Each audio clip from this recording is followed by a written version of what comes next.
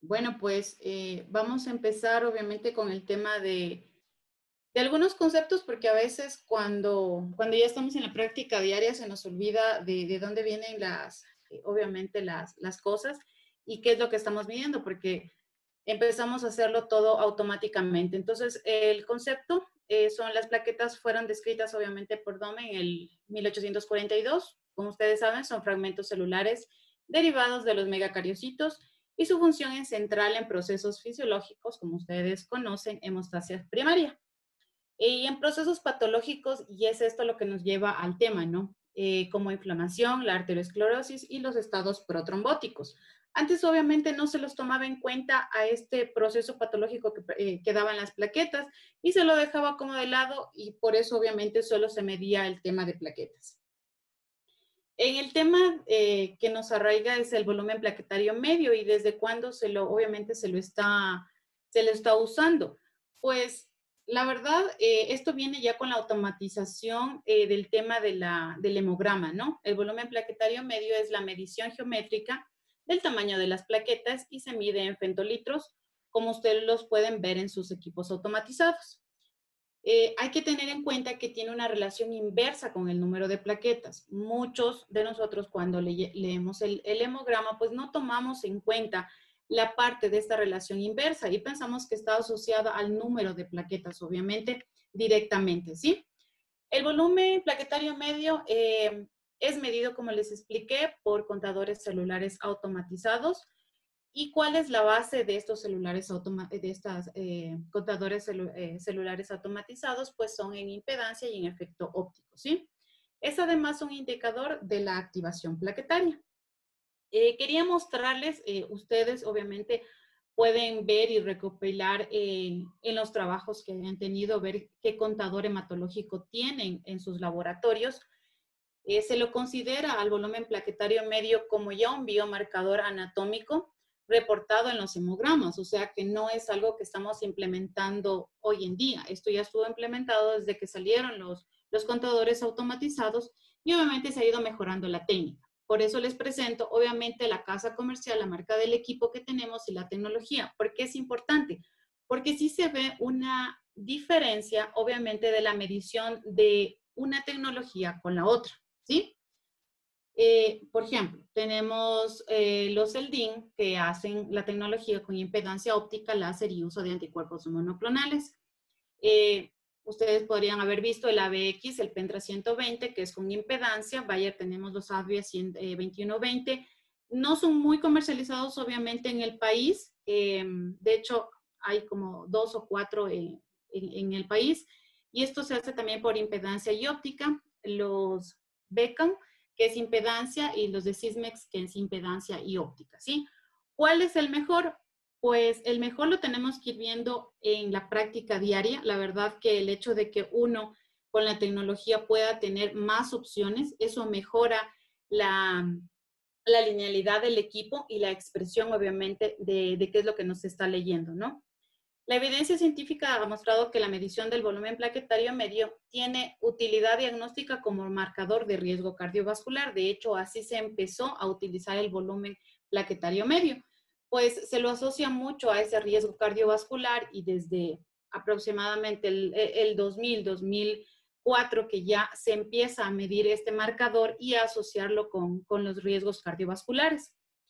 No está bien ampliamente utilizado, como les expliqué, porque la verdad como laboratorios nos hace mucha falta el tema de hacer investigación dentro de los laboratorios, ¿sí? Mucha gente utiliza nuestros resultados, se podría decir, para obviamente hacer investigación, pero dentro del laboratorio como tal se nos olvida hacer esta correlación y pues sacar publicaciones, ¿no? Nosotros tenemos muchos datos, mucha información y la dejamos por fuera, ¿no?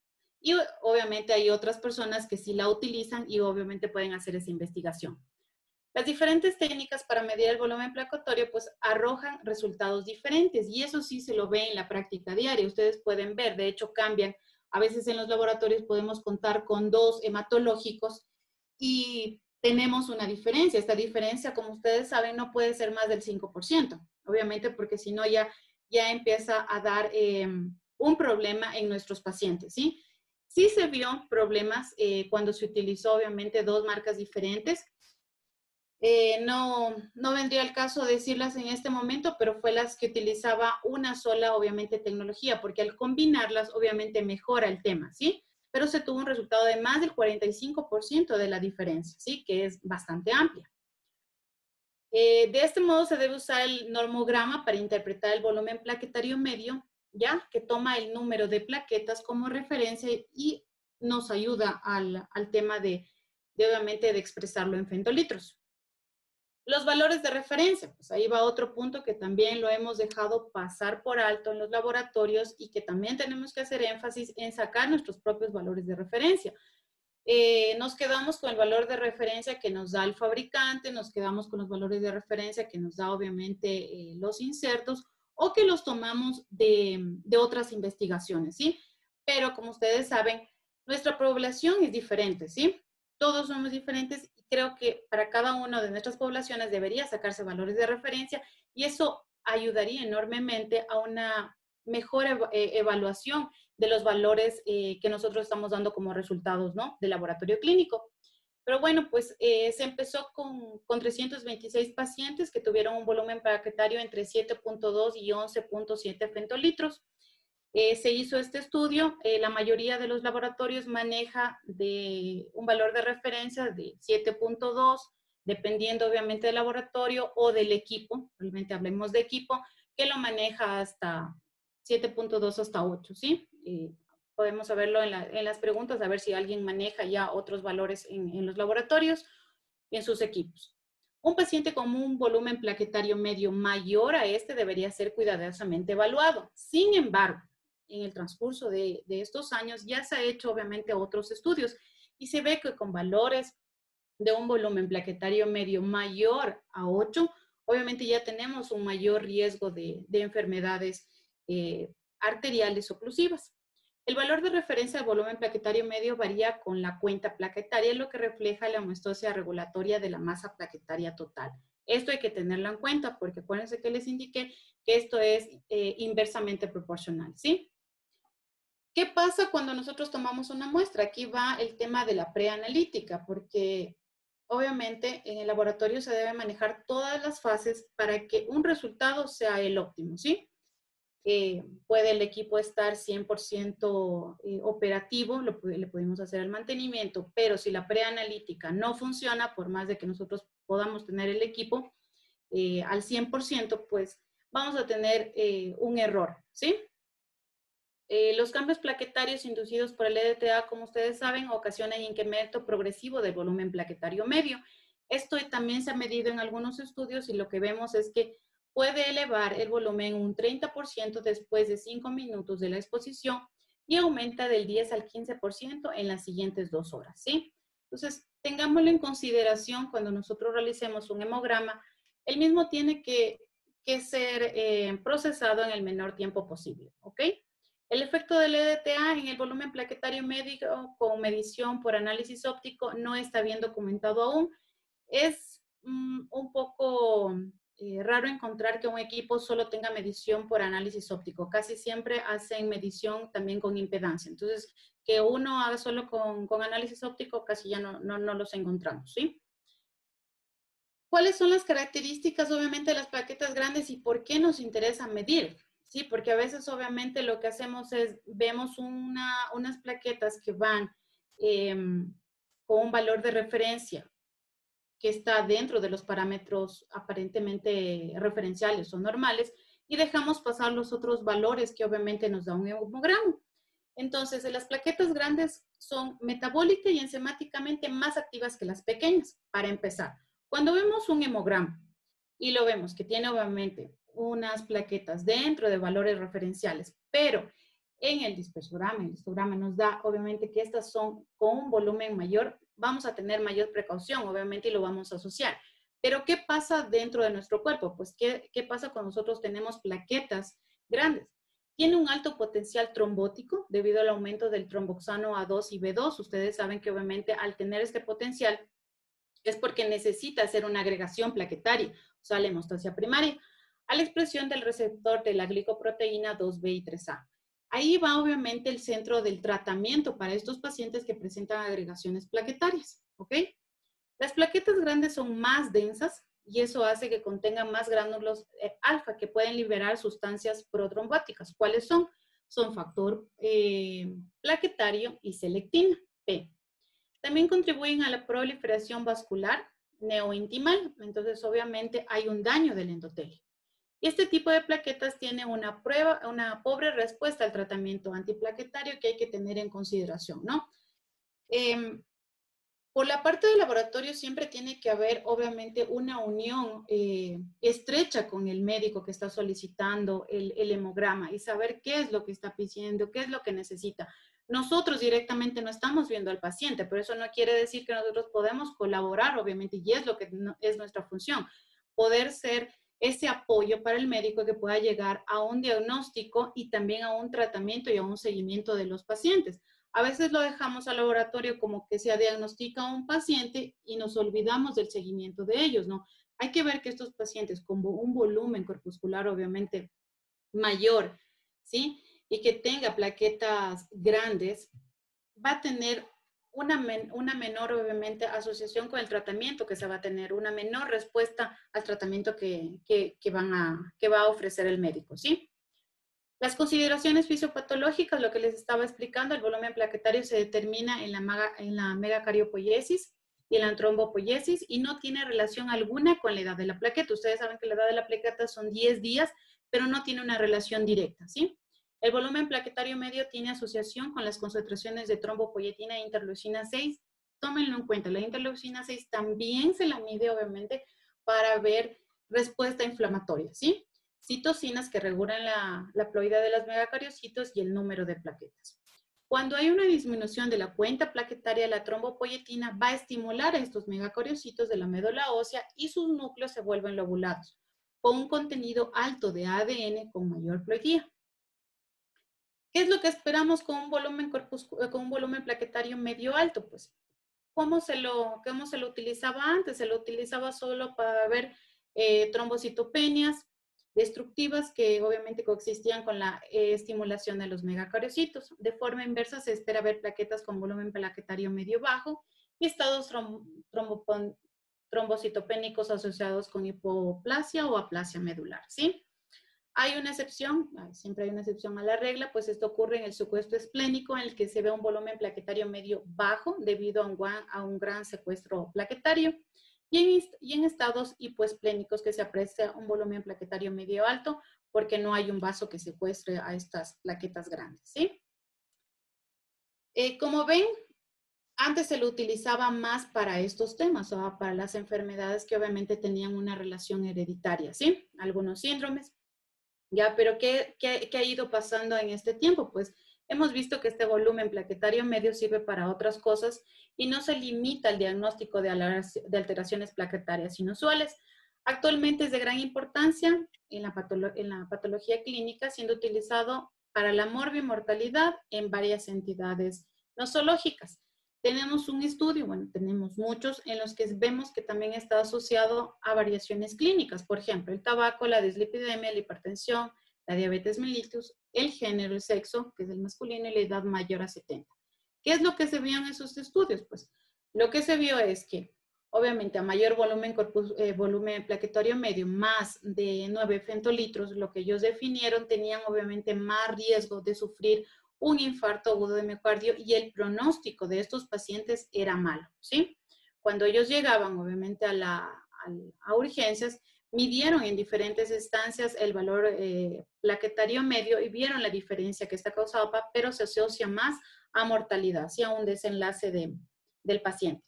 El marcador de riesgo útil para la predicción de tromboembolismo pulmonar y otros tipos de trombosis. Y también puede estar elevado en pacientes, como les dije, con consumo de tabaco, obesidad, hipertensión arterial, diabetes mellitus y hiperlipidemia. ¿Ya? Lo que tenemos normalmente en nuestros pacientes que van a las consultas, ¿no? ¿Qué pasa con la relación de volumen medio plaquetario y eventos trombóticos? Pues esto empezó a verse más o menos desde el 2000 esta asociación y como les expliqué, hay varios estudios realmente ya con unas cortes bastante bastante grandes de pacientes, ya podemos ver cuál es el impacto, ¿sí? El volumen plaquetario medio es un factor de riesgo independiente de isquemia y muerte. La evidencia científica lo que nos sugiere es que al volumen plaquetario medio como un marcador pronóstico útil en pacientes con enfermedad cardiovascular y su elevación se relaciona con eventos y desenlaces cardiovasculares adversos, ¿sí? A mayor volumen medio plaquetario, obviamente el desenlace va a ser la mortalidad del paciente. La correlación entre el aumento del volumen plaquetario medio y la disminución de las plaquetas confiere mayor riesgo para infarto agudo de miocardio.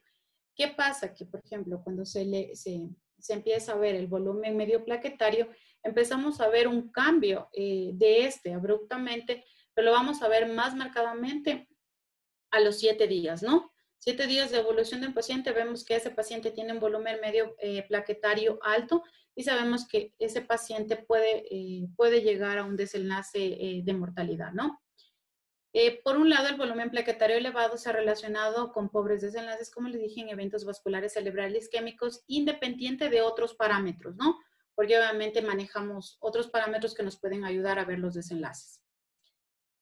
En eventos trombóticos también se asoció, lo hicieron en el 2004, en la Asociación del Volumen Plaquetario, un estudio con BAT, que era el riesgo de enfermedad vascular cerebral y fue independientemente a otros determinantes y principalmente debido a la asociación con evento vascular cerebral isquémico, obviamente más no el hemorrágico por las condiciones. Esta asociación está relacionada con la reactividad descrita de las plaquetas en el evento vascular. Un volumen plaquetario elevado se ha relacionado con pobres desenlaces y disminuye obviamente el pronóstico de estos pacientes. Y ahora vamos con nuevos estudios que son la sepsis. De hecho, en el Pablo Arturo Suárez se ha manejado ya 2 estudios con la asociación de volumen medio plaquetario y sepsis. Las muestras fueron de alrededor de 86 pacientes y obviamente se asoció con un valor de más de 8 femtolitros con un riesgo mayor de mortalidad. Hay algunas investigaciones, como les pongo en las diapositivas, pues un estudio con 191 pacientes de edad media de 72 años, 38% mujeres, con una sepsis documentada. Y obviamente se hizo un análisis desde el inicio de los síntomas con una asociación fuerte de mortalidad con desenlace. 183 pacientes con sepsis, el 21.5% de los cuales murieron, tenían un volumen medio plaquetario mayor al de los supervivientes, que fue de 9.6 versus 9.17 respectivamente. Y en el momento que los hemocultivos fueron positivos, estos valores habían aumentado de 11.2 versus 9.7 femtolitros, ¿sí? Aquí les dejo, son algunos estudios, los pueden encontrar, obviamente, son abiertos, la mayoría, la verdad, y la mayoría de ellos relaciona el volumen plaquetario medio con el desenlace que es la mortalidad. Pero hay un estudio muy bueno que es el de Sánchez Calzada y que fue en el 2015, fue un prospectivo y ahí sí se evidenció el tema de un valor medio plaquetario menor a 7.7 que determina etiología no infecciosa. Entonces, eso también lo podemos hacer y es algo bueno porque podemos tener muchos de los estudios solo correlacionan, obviamente, sepsis con volumen medio plaquetario y los dejamos por lado a los pacientes que no presentaron sepsis para ver qué valores manejaban, ¿sí? Les expliqué de los dos, obviamente, de los 2 estudios que se hizo en el Pablo Arturo. Son el de la corte prospectiva con 59 pacientes el uno y el otro con 86 y obviamente se vio el volumen medio plaquetario de 10 femtolitros al ingreso y de 8.7 y los dos aumentaron la mortalidad de los pacientes. ¿Qué más? Hay otros que obviamente determinaron la etiología de destrucción plaquetario, que eso también se tiene que evaluar. Este es un equipo que lo estamos manejando en el Pablo Arturo Suárez. Es un equipo, un ADVIA 2120. Nos da el marcador, obviamente, de un valor de plaquetas con un valor medio de plaquetario. En esta gráfica tenemos uno que está dentro de parámetros normales, obviamente referenciales. Así es como se lee. Muchos de nosotros no nos percatamos, obviamente, a leer más allá de los principales analitos que nos pide el médico, ¿no? Pero como ustedes saben, podemos sacarle mucho provecho al volumen plaquetario medio porque nos ayudaría si no tuviéramos una procalcitonina o no tendríamos a mano, obviamente, otros marcadores que nos ayudan a diferenciar, por ejemplo, sepsis, ¿sí? Este es igual una diapositiva en la que, por ejemplo, podemos ver un volumen plaquetario medio de 15.5. Ustedes verán, obviamente, en el histograma que tenemos un aumento en el volumen. Lamentablemente, el paciente tuvo una sobrevida de alrededor de 12 horas. Nosotros al momento estamos viendo pacientes, nuestro hospital es 100% manejado para pacientes con COVID. La verdad, estamos haciendo un estudio súper pequeño todavía, pero queremos ampliarlo para ver cómo va manejándose el volumen plaquetario medio en nuestros pacientes. Ya hemos visto el 100% de los pacientes hasta aquí manejados en zona 1, que es la zona que obviamente son los pacientes que necesitan una ventilación mecánica. Estamos hablando de que nuestra capacidad ahorita instalada en el hospital es de 50 ventiladores, entonces los cuales están ocupados al 100%. El 100% de estos pacientes ya tiene un volumen plaquetario medio mayor a 8, el 100%. Ninguno de ellos, de los que están en una ventilación, está con menos de 8, ¿sí? Y obviamente tenemos casos como el que les presenté anteriormente, que tiene 15, ¿no? El paciente llegó, necesitaba con una insuficiencia respiratoria aguda, con necesidad de ventilación mecánica.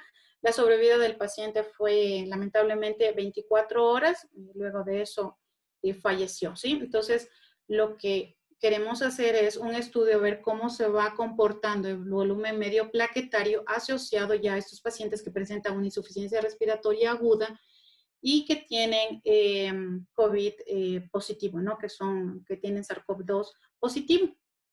Eso, en las conclusiones que podemos colocar, pues que las plaquetas son fragmentos celulares heterogéneos fundamentales en diversos procesos, tanto fisiológicos como fisiopatológicos. A veces lo dejamos en el fisiológico y no nos adentramos en lo que nos cabe a nosotros en el laboratorio a ver cuántos de ellos puede causar alguna alteración, obviamente, en el cuerpo de una persona.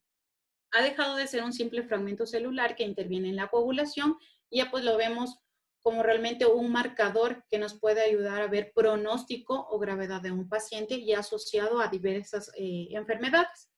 Su implicación en estados inflamatorios trombóticos ha sido ampliamente ya validada, pues eso creo que no está en discusión. De hecho, lo que sí podemos hacer es ya estudios en nuestros laboratorios y poder corroborar que obviamente tiene esa asociación. En la sepsis no hay tantos estudios como en el tema de inflamatorios trombóticos en las enfermedades, pero obviamente sí hay esta asociación directa entre aumento del volumen plaquetario medio y sepsis, ¿sí? Especialmente en mortalidad.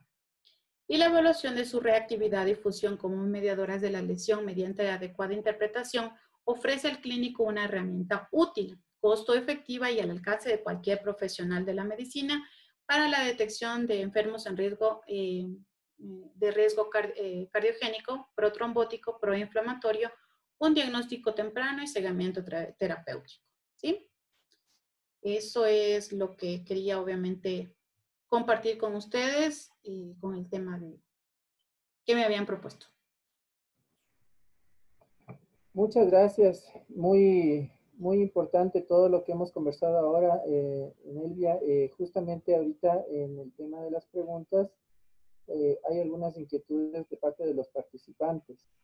Una de ellas es justamente esto que habías comentado de la correlación que existe con los agregados plaquetarios y el EDTA. ¿Cuánto tiempo se considera adecuado postergar el análisis de una muestra de EDTA para no tener esta posibilidad de generar agregados plaquetarios? O sea, ¿cuánto es el tiempo de vida útil que de lo que tú tienes práctica en tu servicio es aceptable procesar una muestra y que no vaya a tener estos problemas?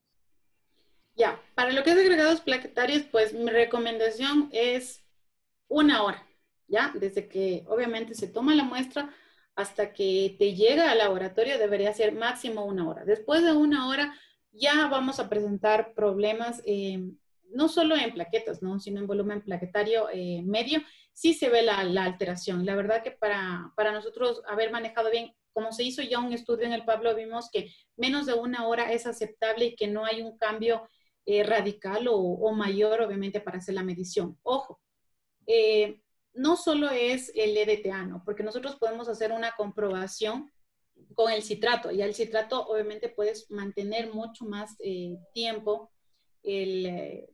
No vas a ver un cambio tan radical y lo vas a mantener 2 horas y no hay este cambio en el volumen medio plaquetario, pero sí en el EDTA. Así que con 1 hora estaríamos, creo que, trabajando bastante bien en el tema de biometría hemática y especialmente de volumen plaquetario medio. Pero Pero, eso no es la realidad, ¿no? ajá, lo que tú mencionas, ahí me surgió una inquietud. En general, de lo que yo conozco, no sé si ahí me corriges tú, no es aceptable utilizar tubo con citrato para hacer biometría hemática automatizada. Sin embargo, creo que estás planteando que en el caso específico de que solo se quiere identificar un problema plaquetario, si es aceptable utilizarlo. ¿Han hecho algún estudio de validación en ese sentido con los equipos? Sí, hicimos, de hecho, justo fue por el tema del estudio que se hizo de volumen plaquetario medio asociado a sepsis, se manejó 2 tubos, ¿no? El tubo citratado y el tubo con EDTA, ¿ya? Obviamente, solo para ver el tema de plaquetas y de volumen plaquetario medio, no más, ¿sí? Porque, ojo, los equipos también tienen un daño a nivel obviamente, de su sistema de mangueras con el citrato. Entonces hay que tener precaución cuando se maneja el tubo citratado, pero solo para este estudio se vio y obviamente se los dejó 2 horas, 6 y 8 horas. Ya hasta 8 horas no presentó un cambio en el volumen plaquetario medio con citrato y no presentó agregados plaquetarios. De hecho, le hicimos también una confirmación con un frotis de sangre periférica. Ah, ya. Bueno, entonces quedaría como una práctica, digamos, clínica que en el caso que uno quiere identificar o corroborar una alteración plaquetaria, por ejemplo, bueno, saliendo un poquito del tema de la COVID, como tú sabes, pues yo en cambio estoy acá en el tema oncológico, tenemos algunos pacientes que realmente tienen unas plaquetas que son de llorar, ¿no? Que tienen unos valores que hasta son incompatibles con la vida y la gente llega hasta por consulta externa en ese sentido. ¿Tú recomendarías que en este grupo, por ejemplo, de una mínima cantidad de plaquetas, se podría utilizar más bien el tubo celeste dentro de los equipos? ¿Qué equipo Sí, validaron? ¿Qué equipos validaron ustedes con eso? el único que validamos es el que ustedes lo vieron, es un Advio 2120, y en ese validamos. Antes teníamos un Pentra 80. La verdad nos daba algunos inconvenientes porque maneja otra metodología y solo maneja una sola metodología que es impedancia, pero nos daba muchos problemas con las plaquetas. Entonces solo validamos en el 2120. Tenemos 2 equipos 2120 como un backup, obviamente. Como tienen la misma metodología, entonces se validó en los 2 equipos, que son de la misma tecnología. O sea, en este caso, esta recomendación solo serviría para aquellos equipamientos que tienen el canal óptico, o sea, Exacto, sí. identificación óptica. Y en Sí, el caso de fluorescencia, porque hay algunas tecnologías en cambio que usan fluorescencia para teñir plaquetas, ¿esto se aplica también? sí, de hecho, mira, verás, cuando nosotros hicimos, nosotros podemos también estar colaborando con otro hospital que nos prestó el equipo para ver con fluorescencia. Cuando unes las 3 metodologías, la óptica, la impedancia y la fluorescencia, mejora notablemente, ¿ya? Y ahí casi no vas a tener problemas de agregados plaquetarios o de que te lea el equipo, o sea, que tenga una linealidad alta, ¿no? En estos equipos que unen las 3 metodologías, pues lees valores súper pequeñitos de plaquetas, entonces no hay problema. Con la fluorescencia, cuando se une casi equipos que solo hagan fluorescencia, no lo hay. ¿Sí? Siempre te combina impedancia con óptica o también fluorescencia, ¿sí? Entonces, eso es lo que tenemos en el mercado y lo hay. Así que también se validó y, como siempre, sí, el citrato obviamente te mejora porque te dispersa un poco más, te hace una lectura mejor de las plaquetas. Y este equipo que tú mencionas, ¿tú dijiste que es medio nuevo en el mercado o es antiguo y aquí en el mercado no llegaba o cuál es el asunto con eso? Ya, como tú sabes, la altura que tiene Quito es un poco complicada para el tema de los equipos. El 2120, el Advio 2120 que nosotros manejamos, al inicio nos dio mucho problema por la altura. Se necesita un compresor, obviamente, para que haya una mejor respuesta del equipo, ¿ya? Y ese es el problema, que no se lo manejaba bien, así que por eso fuimos los primeros, ya que como tengo un laboratorio automatizado, pues está conectado al Aptio, a la banda, obviamente, y yo no paso directamente las muestras, pues entran por un canal y van directamente al equipo. Entonces nosotros no topamos casi la muestra, solo la llevamos a las bandejas de entrada y va el equipo. Entonces, por eso creo que de lo que sé, hay cuatro en el país. Dos están aquí en Quito y dos en Guayaquil, ¿sí? Los de Guayaquil funcionan muy bien. Los de Quito hemos tenido que a veces hacer una compensación del compresor y eso mejoró obviamente la operatividad del equipo. Ha surgido una pregunta también dentro de los participantes que me parece muy interesante. En el caso de un laboratorio privado, ¿no es cierto? Tal vez de complejidad básica, como tú muy bien dices, este parámetro de laboratorio podría ser muy útil cuando no se tiene la capacidad de tener tal vez otros parámetros de laboratorio más, digamos, de una gama que se necesita un equipamiento específico para poderlos lograr. Perdón. ¿Qué criterio tú elegirías para identificar qué contador hematológico debería ser el adecuado para ese tipo de laboratorios? Porque estamos hablando de grandes plataformas, pero dentro del mercado existen equipos que puedan dar este servicio para laboratorios pequeños. Sí, de hecho, los ELDIN son equipos, o sea, que pueden contar, obviamente. Hay equipos pequeños de Sysmex. Ya tú sabes que en Sysmex hay de equipos muy chiquititos, no es por dar marca ni nada, pero sí las hay. Ellos tienen impedancia más impedancia óptica que mejora bastante el tema obviamente, de valorar todo el tema de un hemograma completo, ¿no? ¿Qué te diré? El que tenemos ahorita en el laboratorio es un equipo muy bueno, pero súper sensible. Entonces, en un equipo como tú, en un laboratorio que me dices básico, obviamente de un nivel, sí hay equipos que pueden tener tecnología que represente y que nos dé un valor plaquetario medio, que nos dé unas buenas plaquetas, que nos dé lectura de otros analitos que nos puedan obviamente ayudar, ¿sí? Porque si tú te pones a ver cuánto cuesta, o sea, por precios, una biometría hemática, ¿ya? Una biometría hemática realmente es un valor accesible para la población y para un laboratorio, ¿sí? De hecho, la mayoría de laboratorios, creo yo, ya en un 95% está automatizado. Y casi nadie, creo que nadie hace una biometría hemática ya, obviamente, manual, ¿sí? En contagio. Entonces, hasta los equipos más pequeñitos te pueden, obviamente, ofrecer ya los parámetros, y obviamente no en todos, pero sí ya el volumen plaquetario medio. Me voy más al tema de hacer impedancia óptica y láser, ¿no? Cuando tengan los tres es para mí la mejor tecnología, la verdad, al momento. En este tema, ¿no? Porque a veces cuando un equipo tiene un plus, pues deja de lado otros, ¿no? Por ejemplo, células inmaduras y así. Entonces, cuando tiene este plus en algún parámetro, parece que baja en otros, ¿no? Entonces, eso hay que tener en consideración. Sí, lo que tú mencionas justamente es muy importante para los participantes. Es adecuado recordarles que, como bien dice Nelvia, hay algunos equipamientos que por software bloquean ciertas tecnologías. Entonces, posiblemente a ustedes les pueden vender un modelo de un equipo que puede hacer muchas cosas, pero por las diferentes licencias le terminan dando solamente impedancia, por ponerles un ejemplo. Para activar la impedancia óptica hay que pagar una nueva licencia, para activar fluorescencia, activar una nueva licencia. Eso en realidad en muchos tipos de tecnologías funcionan de esa manera, pues a nivel comercial, lógicamente, impacta muchísimo en la demanda que tenga cada laboratorio. Creo que para resumir esa parte, lo mínimo creo que deberíamos recomendar, y no sé si tú estás de acuerdo, es que por lo menos en el tema de plaquetarios sí debe tener por lo menos la opción de tener una opción o medición óptica, porque es la mínimo posible, que no se va a confundir con los agregados como sería con la impedancia, porque eso es una de las limitantes de la impedancia, ¿no? Que cuando hay agregados, pues puedes llegar a tener confusiones con esa parte. Otra pregunta que estaban aquí mencionando los participantes es si es que esto que se mencionó, que a los 5 minutos ya aumenta al 30% este valor, ¿se va aumentando o es sumativo el porcentaje de aumento conforme pasa el tiempo en el parámetro de este de laboratorio? Sí, de hecho se suma al tema del tiempo, ¿no? 35 minutos ya, obviamente, ya suma el 30%, pero los equipos ya te vienen, obviamente, con ese tema de la variabilidad, ¿no? Entonces, tú puedes manejarlo, pero sigue subiendo dependiendo del tiempo que esa muestra deje de procesarse, ¿no?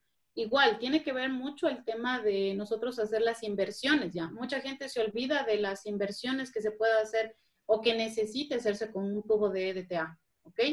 Y la forma de la toma de la muestra. También nos olvidamos de poner el torniquete, muchas cosas, muchos de ellos obviamente activan el sistema plaquetario y hay agregados plaquetarios por ese tema. Entonces sí hay que ver algunos factores que pueden influir, ¿sí?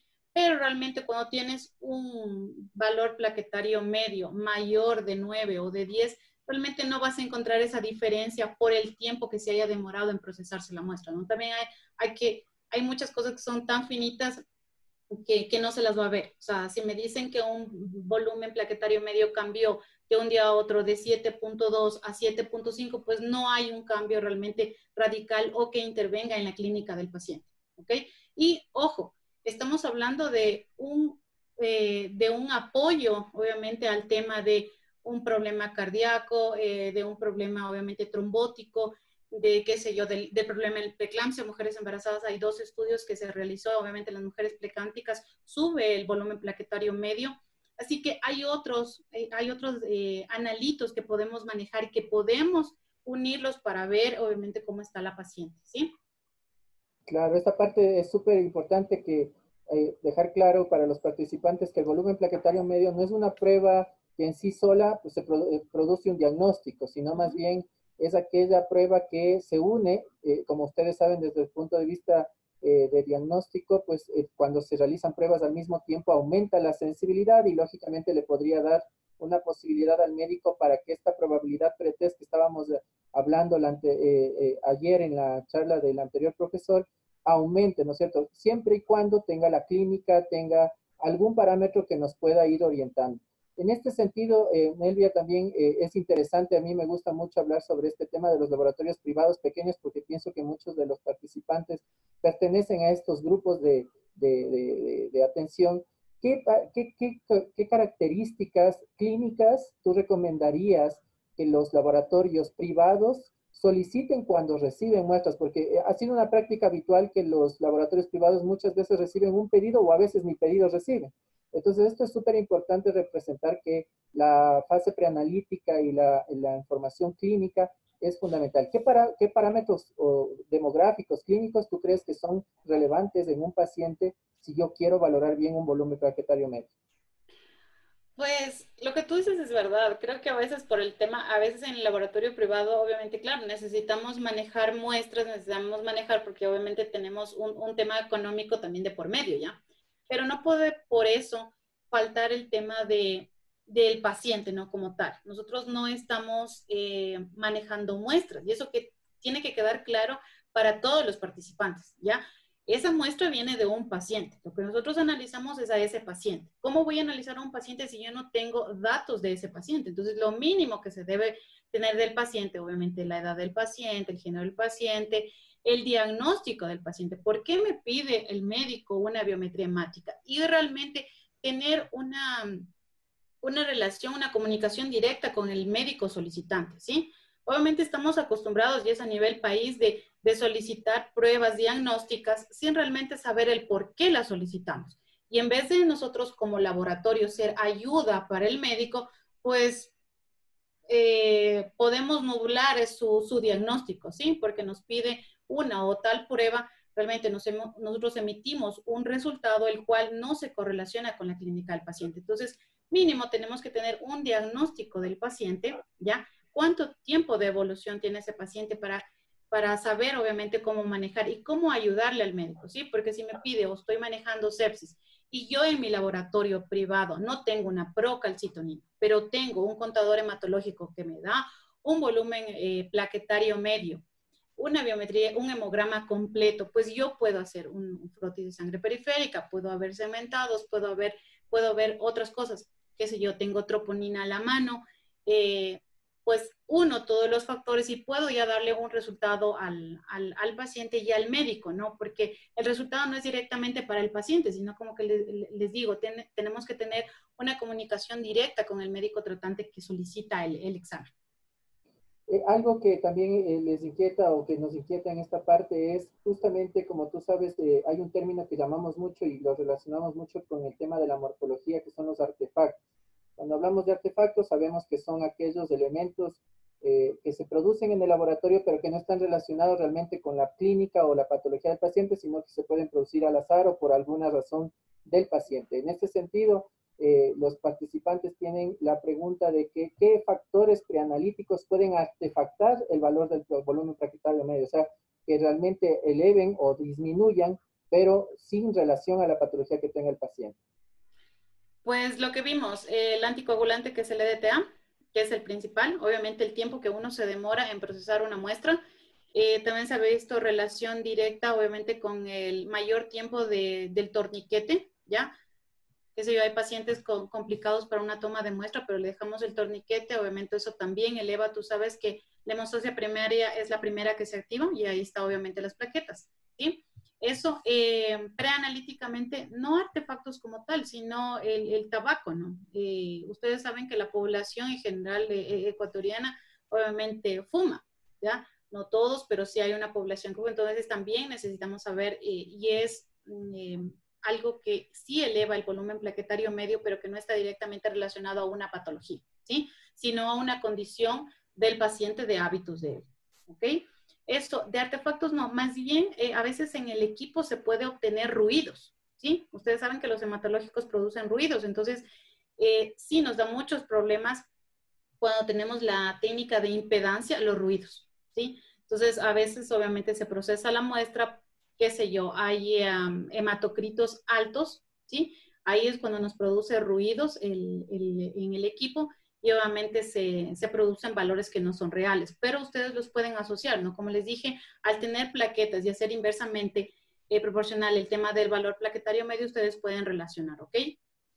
Pueden darse realmente cuenta cuando tienen valores medios plaquetarios, qué sé yo, de 4, de 5 y tienen unas plaquetas que están dentro de valores referenciales, ¿sí? Ahí a veces hay ruidos que no deja que se lea bien. Entonces, siempre el tema de hacer una lectura del homograma es total, ¿no? Porque a veces obviamente tenemos, yo no sé por qué, pero tenemos como 32 parámetros y de esos solo leemos tal vez 5 o 6, ¿ya? Y de esos el médico solo lee 3. Entonces, tenemos que aprender como laboratorio a leer todo el hemograma, a ver los histogramas, los dispersogramas y poder interpretarlos, ¿ok? Y poder también interpretar las alarmas que nos da el equipo. Al equipo lo único que le falta es hablar, la verdad, porque el equipo le da una alarma cuando tiene ruidos, cuando dice, mira, esto no está bien y tú tienes que coger y corroborarlo con otra técnica, obviamente manual, o sea, un hematocrito, lo que sea, pero tenemos estas ventajas en la automatización en los laboratorios. Y eso hay en la mayoría de los equipos. Creo que es aquí, he visto un equipo que no nos presenta una alarma por acá y uno va conociendo al equipo, ¿no? Eso es lo más importante, que uno lo va conociendo. Sí, me quisiera tomar el atrevimiento de que tú nos comentaste que están haciendo tal vez algún ya análisis preliminar de la relación que existe o del comportamiento que se está dando en los pacientes COVID graves, ¿no? Que son justamente los que tú estás manejando en tu institución. ¿Qué han observado en el comportamiento del volumen plaquetario medio en este tipo de pacientes, los graves? Y tal vez, bueno, no sé si te están llegando a ti también aquellos que tienen leves o asintomáticos. Quisiera escuchar qué experiencia tienen ahora ustedes en eso. Ya, bueno, pues sí, les comenté que nosotros manejamos 100% de pacientes que ya tienen una insuficiencia respiratoria aguda. La verdad son pacientes que necesitan ventilación mecánica, que necesitan oxígeno, entonces ya son pacientes de complejidad grave y media, ¿ya? También nos llegan los pacientes que son de una sintomatología leve. Ya en esos, lamentablemente, no vamos a tener cómo hacer una correlación, porque esos pacientes llegan, son valorados en la emergencia, pero llegan al diagnóstico de un COVID, más no de toda la clínica que pueda presentar. Entonces, a veces no se les hace biometría, no se les hace química, sino que se van a su casa, obviamente, a hacer el aislamiento. Con mis pacientes que los tenemos, obviamente, y que son graves, les digo, el 100% de los pacientes que están en un ventilador tienen un volumen plaquetario medio mayor a 8, ¿ya? Creo que no hemos encontrado ningún paciente que no tenga 8. De los pacientes que presentan más de 11, casi ellos se asocian mucho al dímero D, obviamente que es otro marcador que estamos utilizando por el tema. La mayoría de los pacientes que, o bueno, un 30 o un 40% de los pacientes que tenemos presentan tromboembolias pulmonares, ya o trombosis, y entonces sí se asocia el volumen plaquetario medio de estos pacientes alto con pacientes que estamos manejando que son COVID y que son graves. Esperamos poder hacer un estudio e ir midiendo, obviamente, en el transcurso del tiempo de la estancia hospitalaria que tenga este paciente, cómo cambia el volumen plaquetario medio, ¿no? Como les expliqué el último caso que les presenté, este es un paciente que es obviamente joven, 42 años, ¿ya? Sin patologías, obviamente, como diabetes, hipertensión, no habían esas patologías. El paciente acude por, obviamente, el problema de su disnea, con una saturación de 70, necesitaba una ventilación mecánica. Entre la ventilación mecánica se descompensa a las 24 horas, obviamente, y ustedes vieron el valor plaquetario medio de ese paciente era de 15, ¿sí? Se asocia mucho, tenía leucocitosis, callados y algunas alteraciones a nivel de células, tanto de la serie blanca como de la serie roja. Entonces, tú con este virus obviamente encuentras cantidad de dismorfismos también en el tema de la biometría cromática y del hemograma. Y de Y lo que estamos viendo del volumen plaquetario medio, ¿no? ajá, yo entiendo yo que entonces lo que básicamente tú nos estás enfrentando es que lo han evaluado mucho como un analito de valor pronóstico, o sea, mientras más alto, más grave el paciente y probabilidad de muerte, lo que vimos en las historias. Y tal Sí, vez has tenido experiencia dentro del grupo de personas, ojalá, Dios quiera que sí se hayan recuperado, ¿no es cierto? Personas que hayan salido de la terapia. ¿Qué comportamiento han podido observar en ellos de este parámetro? ¿Hay una correlación del mejoramiento con la disminución o no? sí, sí hay correlación de disminuye valor plaquetario medio, disminuye ferritina, que es otro marcador que estamos utilizando para gravedad del paciente. Entonces estamos viendo ferritina versus volumen plaquetario medio y sí disminuye, qué sé yo, entra el paciente con 11 de volumen plaquetario medio de lo que hemos visto, 4 o 6 días luego de salir obviamente de su ventilación mecánica, ya porque mientras está en la ventilación mecánica casi no hay una variación de esto, pero cuando ya sale sin ventilación sí vemos que decae a 10, 8, 7 y obviamente así se mantiene, ¿no? Van pacientes al alta con un volumen plaquetario medio de 8, ¿sí? Luego de eso, obviamente todavía no tenemos pacientes que ya nos hayan regresado, ¿no? Porque todavía eso está no hay un seguimiento de ese paciente que ya le dimos el alta y que tiene que regresar a su control. Recién vamos a empezar a ver cómo van estos pacientes. Entonces ahí se podría hacer un estudio ya más complementario. ¿Qué pasó con el paciente que se fue a su casa? ¿Ya? ¿Mejoró, empeoró? Porque sí hemos visto que hay recaídas en estos pacientes. Ya no por su patología que llegó, obviamente el COVID-19, sino obviamente por las alteraciones que ya deja o la secuela que dejó la infección. Eso también sería, no sé si tal vez lo hayan contemplado, mirar si es que este y otros parámetros del laboratorio tienen relación con las secuelas que puede quedar en el paciente, o eso es más difícil de determinar. Ese es el problema. Todavía nuestros pacientes no regresan. Vamos 3 meses en esto y nuestros pacientes, bueno, los primeros que han salido todavía van un mes en su casa. Entonces, posiblemente a partir de mediados de julio ya empecemos a tener una consulta de estos pacientes para un seguimiento y ahí se podrá ver cómo están, ¿no? Creo que hasta aquí hemos manejado 4 o 5. Sabes que se mantiene la ferritina alta en estos pacientes, no obviamente en valores mayores a 1000, sino que se mantienen con 500, con 600, pero sí. El dímero D, la verdad, si en el alta ya está en valores referenciales, casi no vuelve a elevarse si es que el paciente no presenta obviamente un problema de trombosis, que sí lo hemos tenido, ¿no?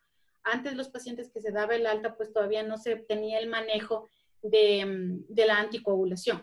¿ya? Entonces ahora no, paciente que se va del alta y que tuvo un dímero de alto, obviamente, que tiene un marcador para ver que este paciente tuvo una trombosis, pues se va con alta con anticoagulantes, ¿sí? Y se lo maneja cada 15 días, se le ve. Estamos utilizando más fibrinógeno, porque obviamente el dímero D se queda alto y a veces no decae. Entonces, con el fibrinógeno vamos a ver cómo nos va, ¿sí?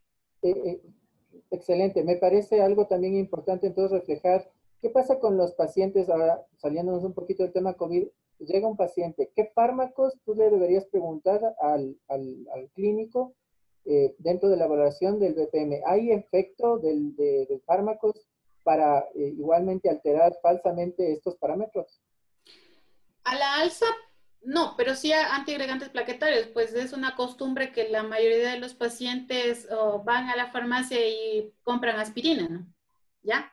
Entonces, a veces la aspirina obviamente te hace medir valores que no realmente son los reales, ¿sí? Ahí sí decae el volumen plaquetario medio, obviamente con los antiagregantes, porque tú sabes, como es un antiagregante plaquetario, te va a disminuir y van a ser plaquetas más pequeñas, ¿ok? ¿Ya? Entonces, Entonces, con la aspirina sí, y la vitamina C, que es otra que también se acostumbra a tomar, en cambio la vitamina C a veces sí nos produce agregados plaquetarios, ya algo que no se tenía en cuenta, pero sí produce agregados plaquetarios en altas dosis, ¿no? Y últimamente sí lo estamos viendo, porque obviamente hay vitamina C inyectable y obviamente la que se ingiere oral, pero sí se ven agregados plaquetarios cuando se toma esa medicación. chévere, o sea, es súper importante para nuestros participantes tomar en cuenta que es fundamental preguntar qué medicaciones hayan tomado en los últimos 7 o 14 días para ver sus efectos posibles en los diferentes parámetros, no solo en este que estamos hablando, sino en otros que también se pueden alterar. Eh, Excelente, muchas gracias. O sea, desde este punto de vista yo creo que hemos tratado de solventar la mayor cantidad de preguntas en relación a este tema. Realmente el volumen plaquetario medio se ha utilizado también en muchos otros parámetros. Creo que muy bien el enfoque, hoy por hoy estamos muy preocupados sobre temas infecciosos, temas de COVID. El BPM es una de las pruebas que se ha ido investigando en algunas otras cosas que posiblemente puedan surgir, pero que ahora como que han pasado un poquito de lado, pues porque se vuelve importante para estos temas. De mi parte, Nelvia, muchas gracias. Creo que para los participantes ha sido una excelente información. Te agradezco mucho y pues le doy paso a Joa para que podamos cerrar el evento en este caso. Muchas gracias. Nelvia. Con todo gusto. Muchísimas gracias, igual, doctora. Muy agradecida nuevamente por su aceptación a esta conferencia. Creo que sí, el público sigue aprendiendo bastante. Y bueno, recuerden que el día de mañana la conferencia igual va a ser a las 18 horas. Es todo por el día de hoy y los esperamos mañana en plataforma. Si tienen alguna duda, inquietud, pueden comunicarnos directamente a nuestro correo electrónico o por plataforma comunicarse. Muchísimas gracias y que tengan una buena noche. Gracias. Gracias. Muchas gracias. Un abrazo. Gracias. Gracias.